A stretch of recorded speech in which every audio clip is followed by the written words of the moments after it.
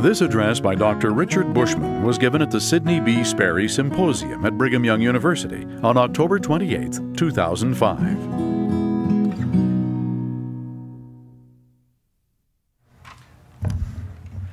Thank you. I am honored to be here and part of this Sidney Sperry Symposium, going back to this great scholar who really embodied in his life and in his work the best traditions of Latter-day Saint scholarship. Joseph Smith was one who believed there was something holy about learning. He called his first school the School of the Prophets. Sidney Sperry embodied that ideal, and I think we all would benefit from incorporating more of it into our labors. I want to talk tonight of comparison. How does the comparison of one person to another change our perception of both? In the presence of a Muslim acquaintance, I feel quite differently about myself than I do when standing beside a 6-foot, 10-inch basketball player. Each one draws attention to some quality or the absence of a quality in my makeup. And I think this phenomenon extends to historical subjects as well. We see Joseph Smith in a different light if we compare him to William Blake rather than Alexander Campbell. Tonight, I want to compare Joseph Smith to Abraham Lincoln. Lincoln and Joseph's lives brushed by each other at a couple of points in 1844. In a letter dated March 1st, 1840, Abraham Lincoln wrote that Joseph Smith had recently passed through Springfield, Illinois. With tantalizing brevity, Lincoln wrote to his friend John Stuart, "Speed," who was another close friend, says he wrote you what Joseph Smith said about you as he passed here. We will procure the names of some of his people here and send them to you before long. The nature of Joseph's comments on John Stuart can only be surmised. Possibly it was connected to Joseph's visit to Washington, D.C. in 1839, when he was seeking reparations for the Saints' losses in Missouri. He was returning to Nauvoo in the spring when he passed through Springfield. John Stuart, the recipient of Lincoln's letter, was Lincoln's law partner and a member of the Illinois congressional delegation. The Illinois delegation to Congress had gone out of their way to assist Joseph and his legal counselor, Elias Higbee, in making their case in Washington.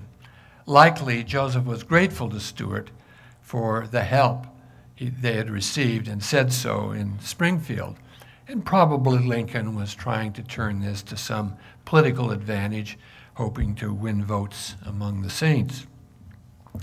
The letter is a reminder that Joseph Smith and Abraham Lincoln resided in the same state for 5 years before Joseph's death in 1844. In 1840, Lincoln was completing his 3rd term in the state's legislature, where he was the Whig floor leader. Joseph was recovering from the Mormons' expulsion from Missouri and was organizing a new gathering place in Illinois. The prophet was a little over 3 years older than Lincoln, who had been born February 12, 1809.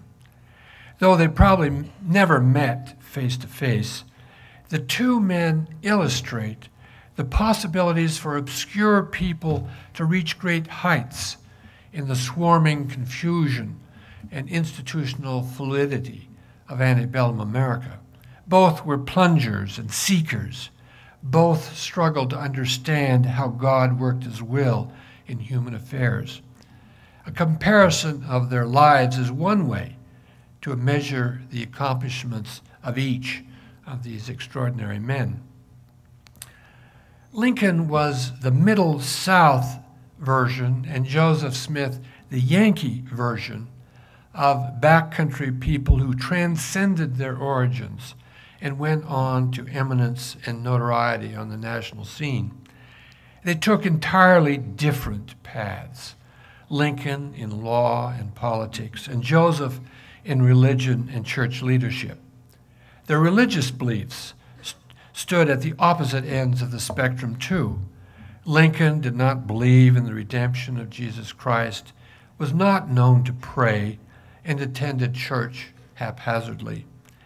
His God was an ominous presence who controlled events down to the finest detail, but was beyond human influence. Joseph's God spake to him, forgave him, and led his people like a kind, demanding father with high ambitions for his children. Lincoln's deity was remote and impersonal. Joseph's immanent and involved. But for all the differences, the family histories of these two men follow roughly similar patterns. The first Lincolns migrated from England to Massachusetts in 1637, just 1 year before Robert Smith, Joseph's first American ancestor, landed in Boston. Over the generations, the Lincolns migrated southward, first to New Jersey, then to Pennsylvania and Virginia. Probably because the Smiths stayed put in Topsfield while the Lincolns kept moving. None of the Lincolns achieved the eminence of Joseph's great-grandfather Samuel Smith, who was town meeting moderator and a representative to the General Court from Topsfield. Lincoln's ancestors were plain farmers and planters, respectable but of no particular distinction. Despite the spatial separation and the differences in stability and mobility, family patterns converged again with Lincoln's and Joseph's grandfathers. The lives tracked so closely, one is inclined to think they followed a common pattern for this generation of Americans. Lincoln's grandfather, also an Abraham Lincoln, moved west from Virginia to Jefferson County, Kentucky in 1782, 9 years before Joseph's grandfather, Asa, left coastal Massachusetts for Tunbridge, Vermont. The West was the way to go in the 18th century. Abraham's son, Thomas, the future president's father, then moved from farm to farm in Kentucky, Indiana, and Illinois, just as Joseph Sr. moved 7 times in 14 years in Vermont and New Hampshire before settling in Manchester, New York. The narrow margin between success and failure in early American farming, combined with the plenitude of land, made frequent migration both a possibility and a necessity for families on the lower edge of the rural economy. Both the Lincolns and the Smiths went through a decline in fortune over their lifetimes. Thomas Lincoln at one time owned 3 farms. When he purchased more land, he paid cash. But his circumstances steadily worsened as he moved from Kentucky to Indiana and then to Illinois. His Kentucky properties turned out to have precarious titles, and he sold them at a loss before moving to Indiana. There he farmed remote frontier lots with little access to markets and grew poorer and poorer. Similarly, Joseph Smith Sr. as a young man owned a substantial farm and a store in Vermont, and then lost both through a failed business venture. Both the Smiths and the Lincolns purchased land on credit late in life. The Lincolns did a little better at the end. They completed payment on half of their Indiana land and sold it for $125 before they made their final move to Illinois in 1830. The Smiths lost their Manchester property when they could not meet the mortgage payment, and thereafter Lucy and Joseph Sr. were dependent on their children and friends. Both families were caught in the downward economic trend line that ensnared many rural families, contrary to the American myth of ever-increasing prosperity. The two ways The ways of living of these two families were basically the same. When the Lincolns moved to Indiana in 1816, the same year the Smiths moved to Palmyra, 8 people crowded into their rough-hewn cabin.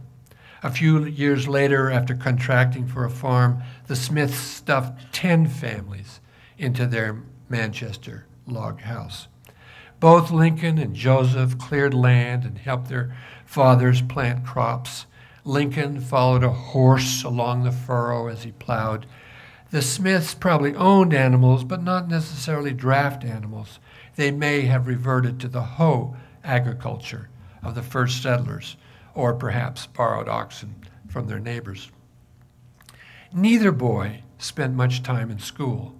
Lincoln's stepmother, Sarah Bush Johnston, who replaced Lincoln's deceased mother, Nancy Hanks, when he was 10, sent the 2 Lincoln children in her own 3 to school. But Lincoln had less than a year of spasmodic instruction as a boy, probably about the same as Joseph. Of the 2, Lincoln was the more avid learner. He could spell down anyone in the school and did all the writing and ciphering for the family while still a teenager. Later stories were told of him taking a book to the fields for reading while the horse rested at the end of a furrow.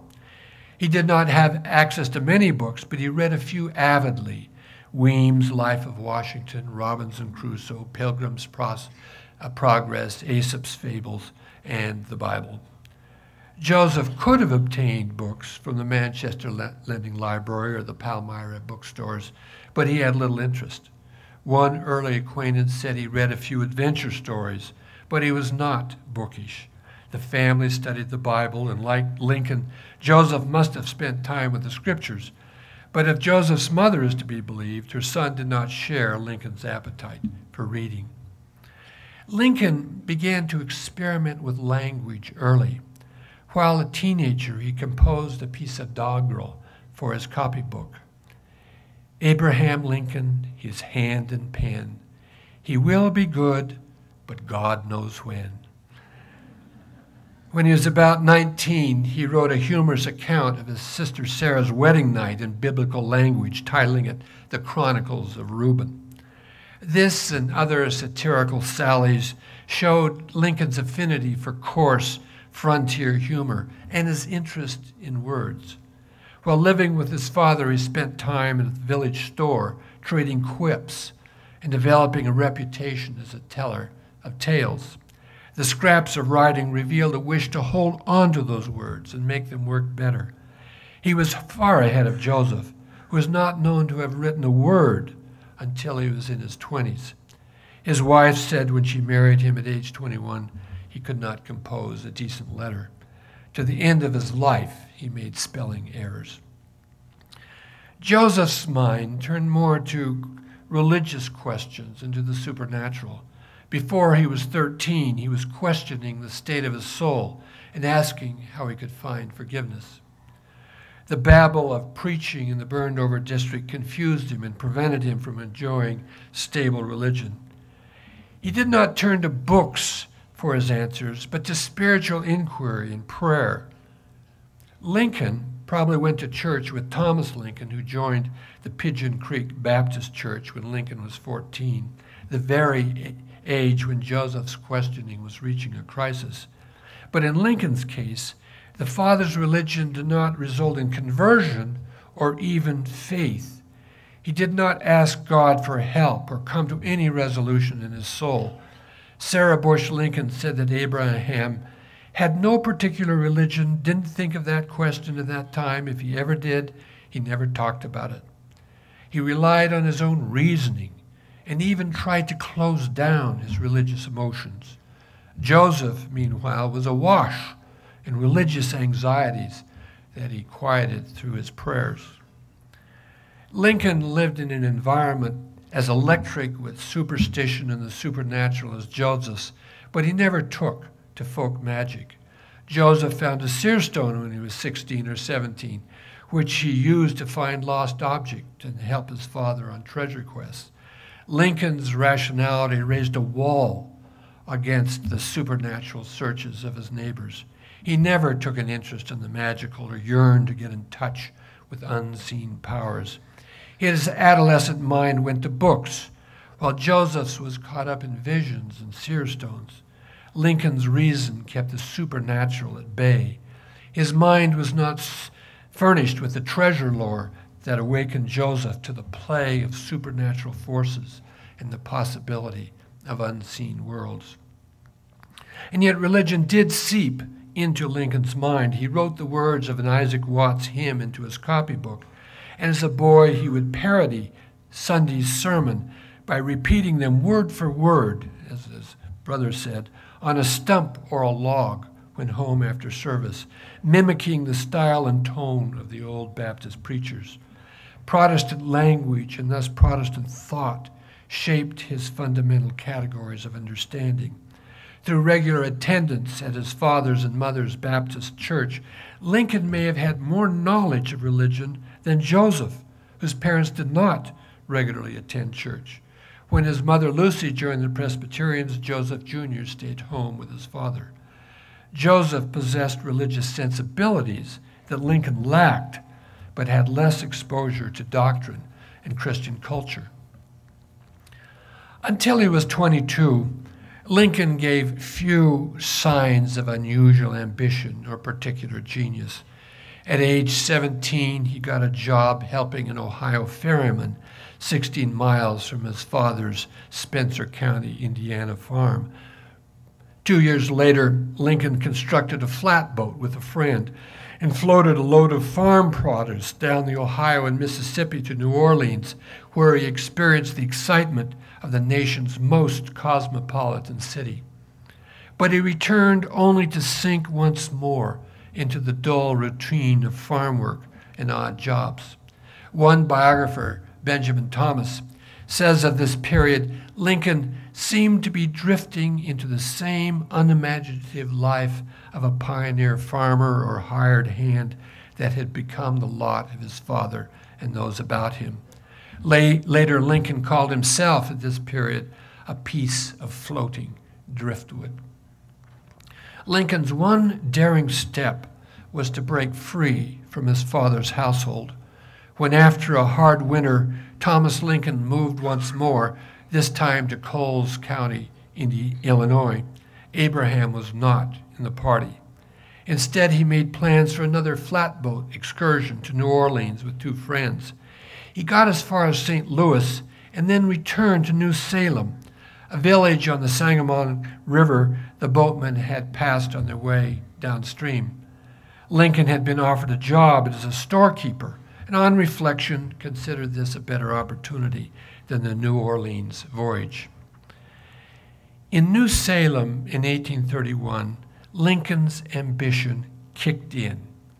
He was age 22, and for the next 3 years, he turned himself into a politician headed for Whig Party leadership and eventually the presidency.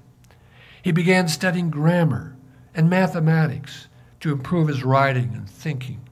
His skill in frontier rhetoric and competence in storekeeping won the admiration of locals who elected him captain of the militia.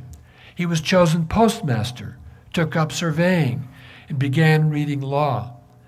Gaining confidence and finding politics fascinating, he ran for the state legislature in 1832. Missed out on that election, but then succeeded in 1834. In 3 short years, from age 22 to 25, he suddenly bloomed.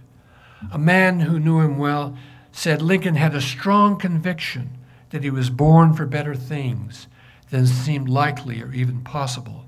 That self-vision took over during these 3 years in New Salem. Joseph's late adolescence had a different character than Lincoln's, but the years from age 22 to 25 were also his time of blossoming. Until 1827, when he turned 22, Joseph had been a seeker who had done nothing. God in Christ had appeared to him. He had been visited by an angel. The grand mission to translate had been declared to him, and he was ready. but he was all anticipation rather than accomplishment. He was the passive recipient of visions. He may even have been uncertain and confused about when he was to begin and how he was to go about his work. How was he, a barely literate boy, to translate? It must have seemed like a mysterious and forbidding task. Then, as he turned 22, his work began. He obtained the plates and the interpreters, and with Emmett at first and then Martin Harris began to dictate. After the loss of the first manuscript, he wrote the rebuke received from the Lord, the first of his written revelations, later to constitute the Book of Commandments. For a year and a half, from the winter of 1828 to the summer of 1829, words poured from him in a flood. The bulk of the Book of Mormon was translated in 3 months, over 500 pages of sermons, prophecies, visions, wars, miracles, journeys, admonitions. The young man who was not known for sure to have read a book or preached a sermon produced a book full of sermons and theological declarations. In March 1830, 3 months after his 24th birthday, the Book of Mormon was published. A few weeks later, he organized a church with himself as first elder. That summer, he received the revelation of Moses that commenced the revision of the Bible. In the fall, he dispatched missionaries to locate the site of the New Jerusalem, where the city of Zion was to be built in preparation for the Lord's second coming. When he arrived in Kirtland, a month after his 25th birthday, he could present himself as Joseph the prophet with a string of accomplishments to support the claim. The same 3 years in the life cycle, from 22 to 25, launched the careers that would bring Lincoln and Joseph to their eminent positions in the political and religious history of the nation. Lives that had been obscure, private, and in Lincoln's case, unpromising, suddenly entered on the public scene.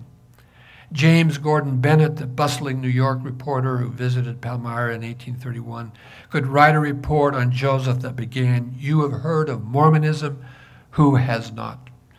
This was the time of emergence for both men. But there the similarities cease. From then on, the shape and character of their careers differ drastically. Lincoln began his ascent at the bottom, as the American myth of personal progress required. He developed skills as a storekeeper, public speaker, surveyor, and lawyer, and then ran for office. He failed the first time, but did not give up. On the next try, he was elected.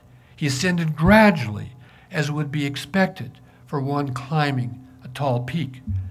Not so with Joseph.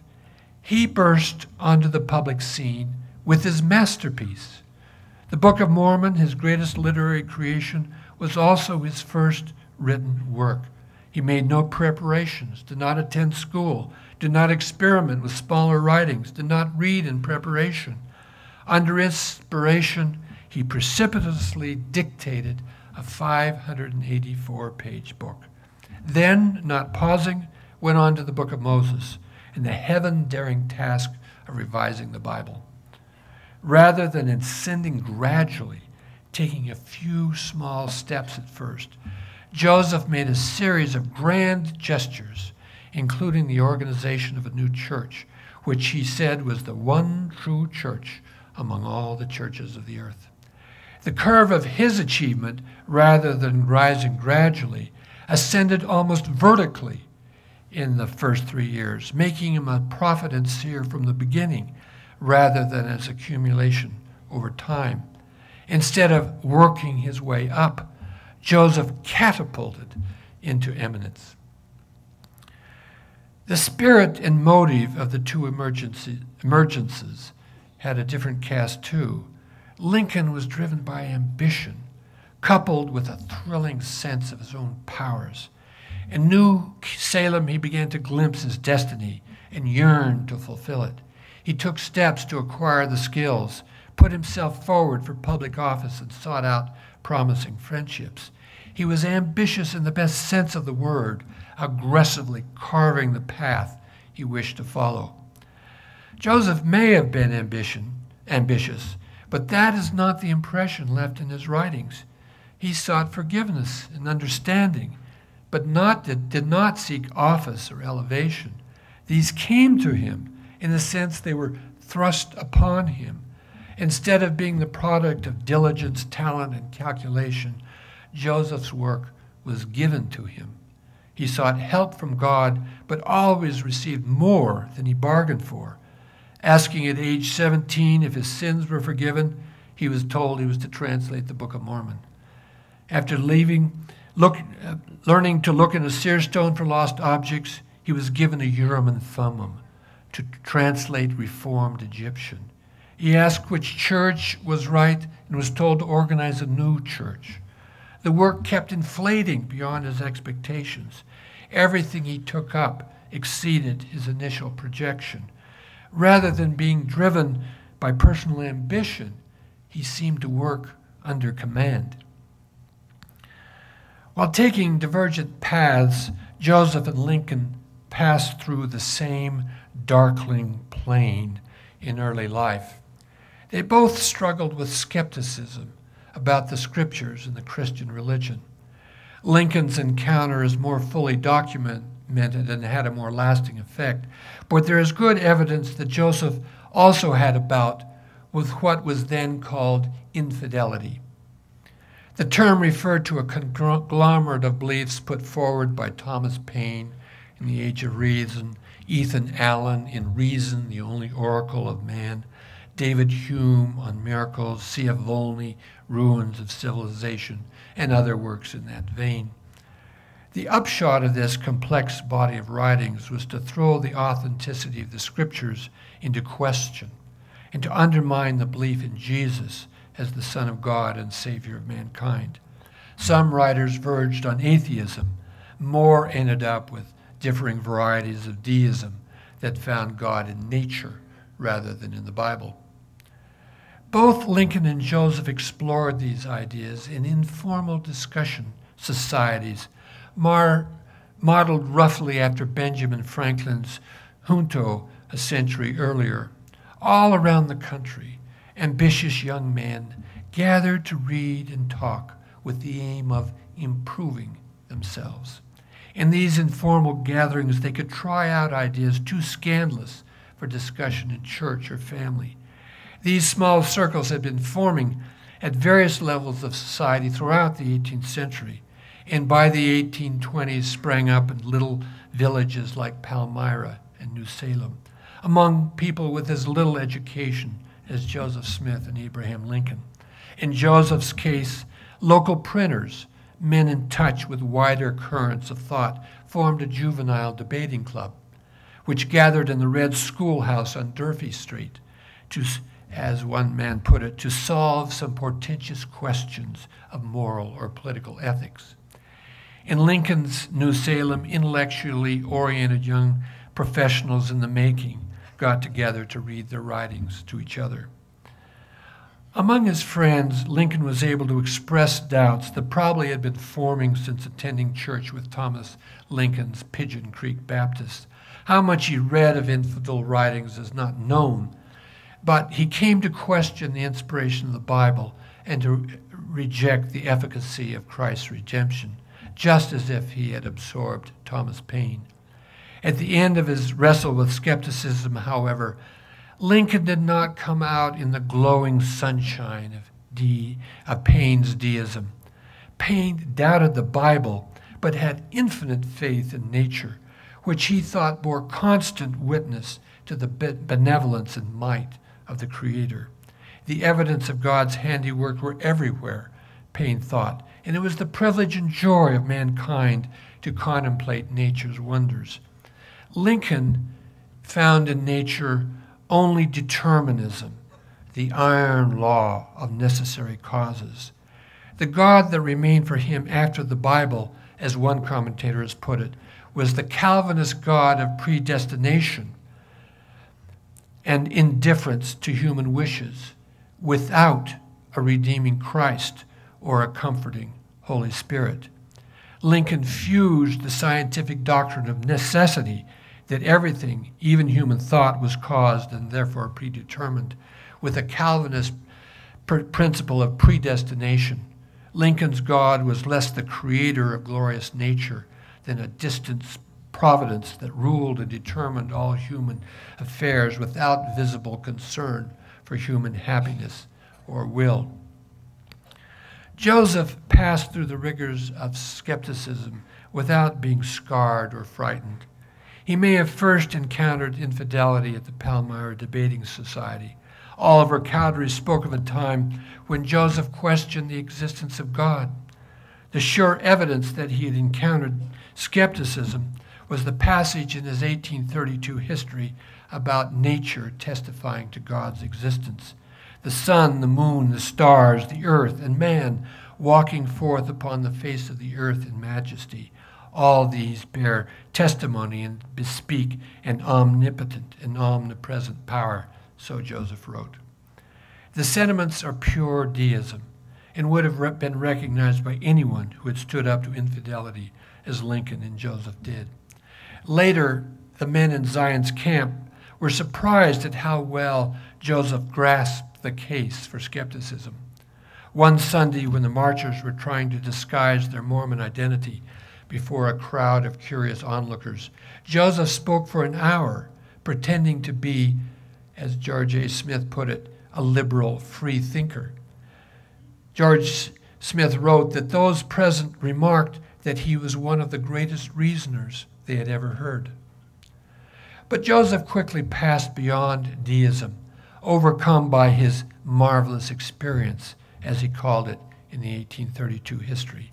The presence of heavenly angels left no room for further doubt, but the skeptical arguments remained in the background of his mind. The Constitution of the Church, written soon after the organization, named the overcoming doubts about the Bible as one purpose of Joseph's revelations. The Book of Mormon, the Revelation said, proved to the world that the Holy Scriptures are true and that God inspires men and calls them to his holy work. Lincoln thus entered adult life with a belief in God as a controlling will, standing over all existence, determining every outcome, but showing no empathy or compassion. Joseph, on the other hand, had experienced the presence of a speaking God. Joseph's God mingled his will with human exertion, had plans for the human race, and responded to questions and desires.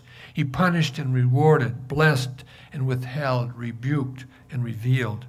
Joseph's God was as immanent in human affairs as any God in 19th century religion.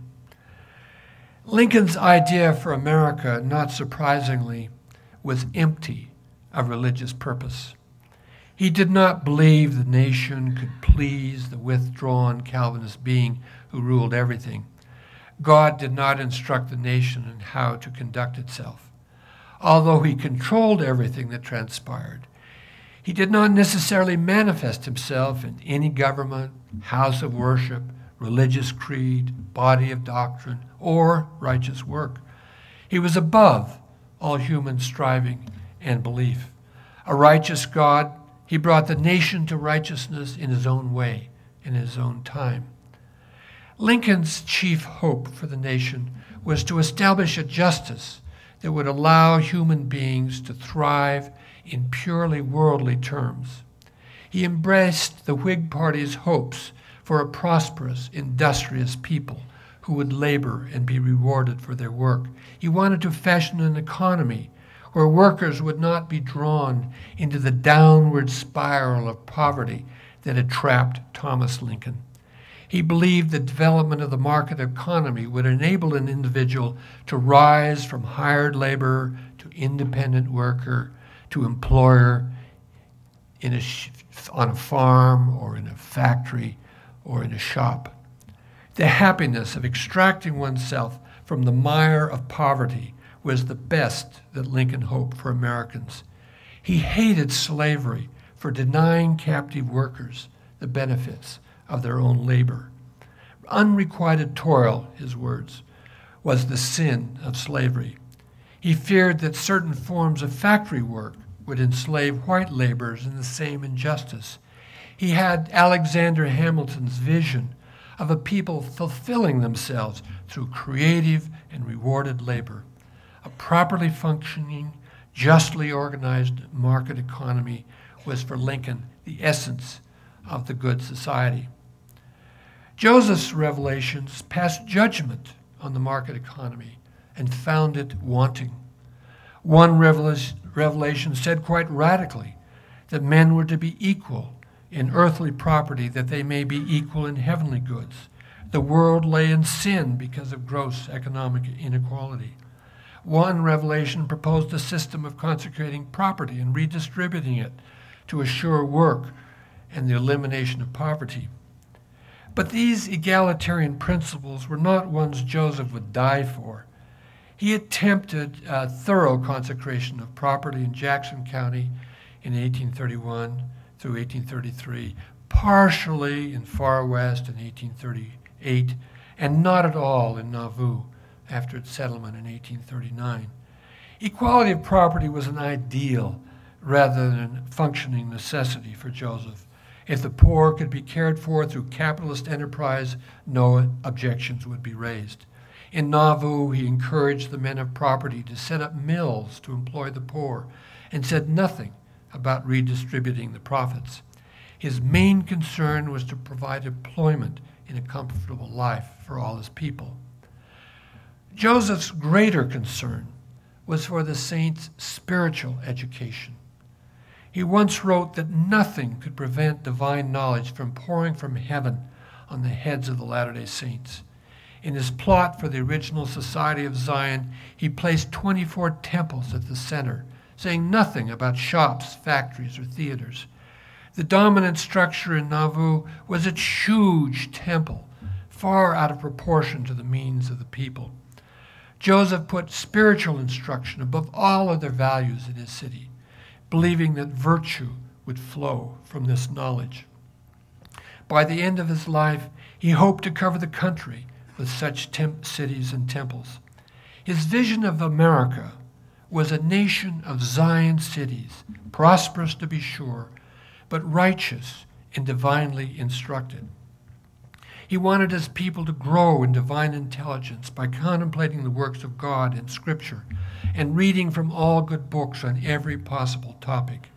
The young man who had never read a book before age 20 and had minimal schooling made education and divine instruction the premier value of his Zion cities.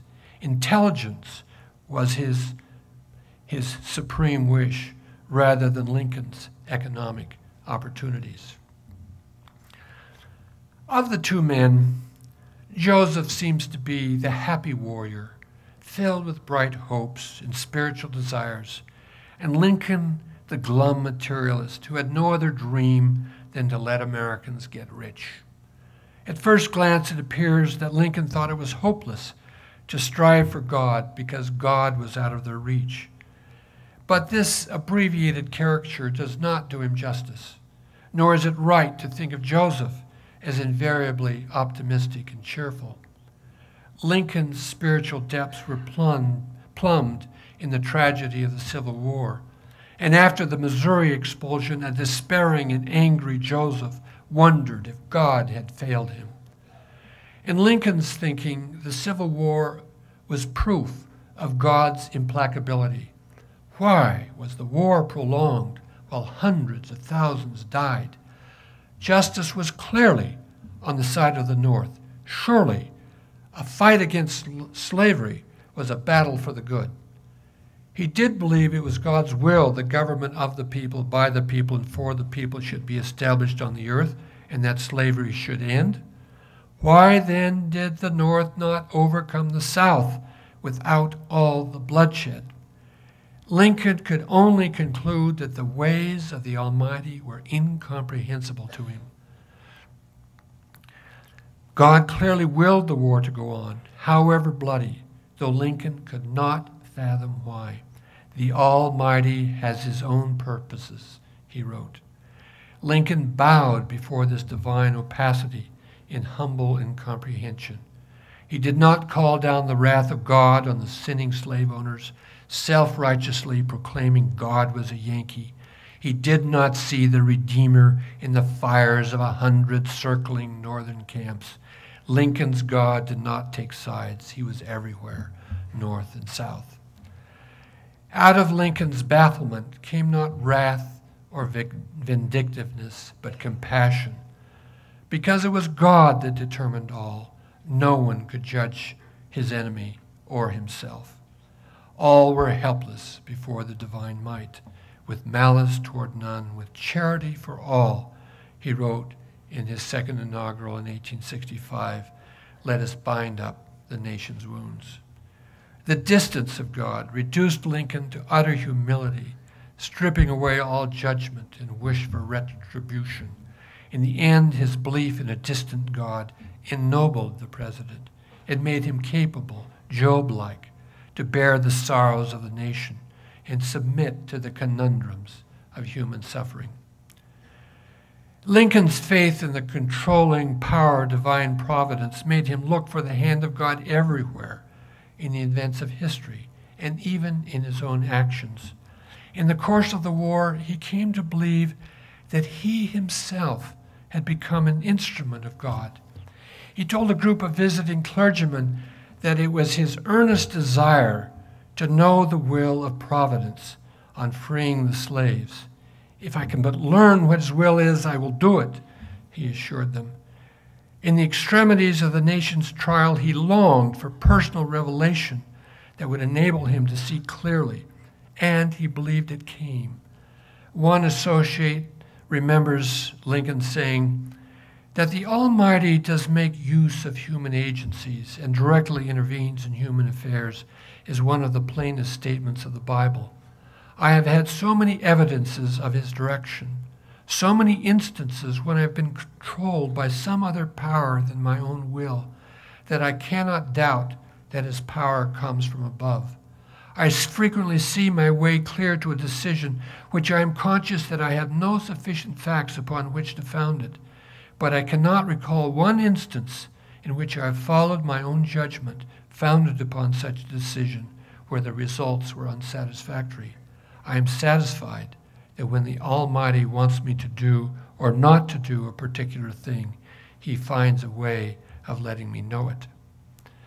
Toward the end, he relied more and more on the inner light, an occasional presentiment, as he called it, and possibly his own dreams. In a biblical culture, the logic of revelation overcame his sense of God's indifference to human wishes. As one scholar has said, under the duress of war, Lincoln came to think of himself as a latter-day Moses, learning God's will on the presidential mountain and bringing it down to the people. I should be the veriest shallow and self-conceited blockhead upon the footstool of the earth, Lincoln said to Noah Brooks on Election Day in 1864. If my discharge of the duties which are put upon me in this place, I should hope to get along without the wisdom which comes from God and not from men. Revelation did not clarify God's purposes for Lincoln. The prolonged bloody war still baffled him, but he believed that Providence had made the president himself an instrument of its will. Joseph's God, though immanent and communicative from the start, was no less perplexing. After directing the saints to build Zion, after requiring them to sacrifice so much, why did God suffer their persecutors to overwhelm them? Rather than making defeats easier to bear, the nurturing God made them all the more perplexing. Why should the saints' enemies be allowed to frustrate God's own work? Having confidence that God was on their side made the triumph of their enemies all the more confusing. John Corrill, an early Kirtland convert and leading figure in Missouri, left the church in 1839 and explained to Joseph exactly why. Everything he attempted had failed. Wherever the saints had founded a city, under God's direction, they had been attacked and expelled. When nothing went right, how could one say God was in it? In his public letters, Joseph offered constant reassurance to the saints. They were not abandoned. Their cause was just. God would soon come to their aid. But in his private contemplations, Joseph brought the same questions to his prayers. Why had they been driven? Why was Joseph separated from his family? Where is thy pavilion, O God? The answer was as difficult as Lincoln's. It is all for thy experience, my son, Joseph was told. Remember that I, the Lord, descended below all things too. Are your sufferings greater than mine? The answer to Joseph was, you must bear it. I did, and so must you. In the end, you will see it all had a purpose in giving you experience. Lincoln's ponderings led him to reflect on God's imponderable will. Joseph's revelations told him life was an inescapable trial that brought suffering even to Christ. Events drove both men into the heart of darkness where the right does not prevail and God absents himself. Both tried to affirm that God was present, though invisible and inexplicable. Neither was embittered by the miseries they saw. Lincoln advocated charity toward all. Joseph wrote, after 5 months in prison, that the way of the priesthood, despite the evils wrought by men, was persuasion, love, and long-suffering. He knew power corrupted nearly everyone, including the men who had beaten and driven his people. But the answer was not power against power, but gentleness, meekness, and love unfeigned. Joseph died in 1844, just as Lincoln, somewhat falteringly, came on the national scene. He was elected to Congress in 1846, where he made no impression. He was an unsuccessful candidate for the U.S. Senate in 1854 and ran again unsuccessfully against Stephen Douglas in 1858. Though defeated both times, he was on hand to take the leadership of the Republican Party when it emerged after 1856. He was 51 when elected president. Joseph had died at 38, the age at which Lincoln first entered the House of Representatives. The prophet's accomplishments were compressed into 16 years from the time he began to translate the Book of Mormon in 1828 until his murder in 1844. No one would remember Lincoln today if he had died at 38. They both died significantly. Neither passed from this life by natural causes. Their deaths by assassins' bullets were a culmination, a punctuation mark on their lives and accomplishments. Lincoln died for breaching the South's slave system, Joseph for claiming divine authority. Their deaths were seen as sacrifices for the causes they lived for, testaments of their respective works. The form of their deaths hallowed the memory of their lives. Lincoln was remembered for emancipating the slaves and saving the Union, but that was not his only legacy to the nation. He had defined the core of American values as the individual's right to pursue wealth. The evil of slavery was its denial of the fruits of labor to the people who had labored. Lincoln's aim was to create an economy in which Thomas Lincoln could rise from poverty on his farm, or an enterprising entrepreneur could accumulate goods through a little business, as Lincoln himself had risen through law and politics. That form of economic justice was the highest ideal Lincoln entertained for the United States. His dreams for America were almost solely economic. We fought the war, he said in 1861, to preserve a government whose leading object is to elevate the condition of men, to lift artificial weights from all shoulders, to clear the paths of laudable pursuit for all, to afford all an unfettered start and a fair chance in the race of life. His ideals led to industrialization, corporations, consumerism, and unfettered individual ambition.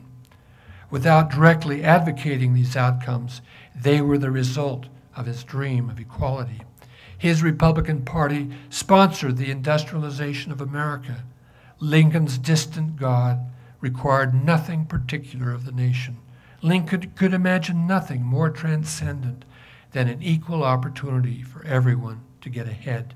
For Lincoln, writes Gabor Borit, the foremost scholar of Lincoln's economic thought, unobstructed upward mobility was the most important ideal America strove for. Joseph's more complex view of human destiny was far more contentious. He interfered too much in human affairs, disaffected Mormons complained.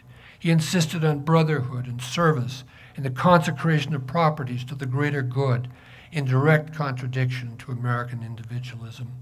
Rather than freeing people from constraints, Joseph bound them together. Joseph's aim was Zion, an exalted society based on faith and common devotion to a great cause. He wanted his bruised father to become a priest of God and enjoy an inheritance in the promised land.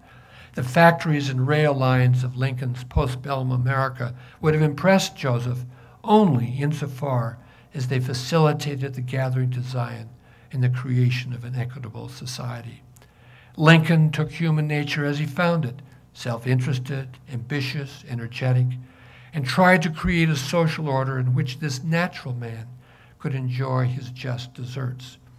Joseph built institutions to instruct men spiritually, to put them in touch with God, and to help them find the divine potential within themselves. The temple, not the marketplace, was the pivotal institution of his cities. With all this in mind, how does comparison with Abraham Lincoln, contribute to a greater appreciation of Joseph Smith's doctrinal contributions, the theme of the symposium this year? In the first place, we see that Joseph Smith's plan for the city of Zion was more than an eccentric's hopes for fulfilling biblical prophecy. They were also an entry in a contest over the future of the United States. They addressed the question of what can be expected of this nation, and beyond that, what were the possibilities for human society. That the wisest and deepest of our presidents could summon only a materialist hope for this country is brought into sharp relief when compared with the Mormon prophets' plans for a society dedicated to divine intelligence and the end of poverty and inequality. Only when a spiritual view of the future is brought before us do we recognize the limitations of materialist aspirations. Joseph Smith forces us to ask, is rising in the world enough? Desirable as equal opportunity may be, is there nothing higher or better to strive for than prosperity? Secondly, the comparison with Lincoln, who is widely honored for his theological profundity, shows us a prophet who plumbed the mysteries of human existence too. Both men suffered profoundly. Both saw the cause to which they had given their lives brought into jeopardy. Both wondered why God hid when cruelty prevailed. Like Lincoln, Joseph reached his spiritual high point when he was lowest. There is theological grandeur in the King Follett discourse, but there is theological nobility in Joseph's letters from Liberty Prison. The two men were opposites in the same. They both rose from the lowest levels of American society. The circumstances of their lives plunged both into existence's darkest mysteries. Both retained a belief that however dark the way, God rules over all. In the end, Lincoln even saw the need for personal revelation. But their beliefs about God and his expectations for humankind divided Joseph and Lincoln fundamentally. One believed God left people to fend for themselves.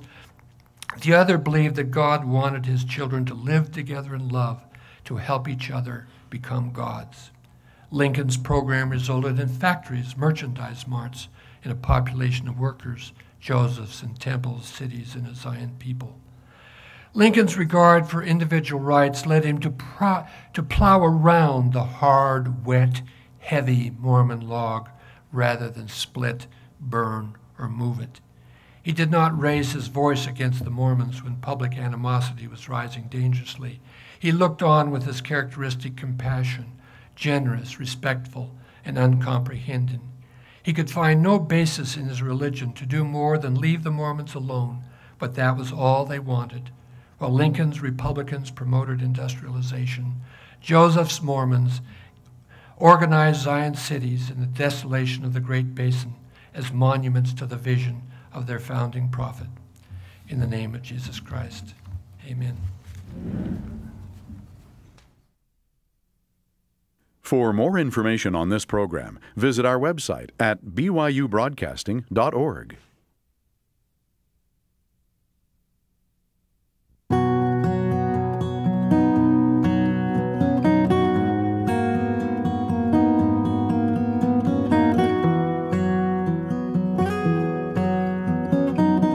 This address by Dr. Richard Bushman was given at the Sidney B. Sperry Symposium at Brigham Young University on October 28, 2005.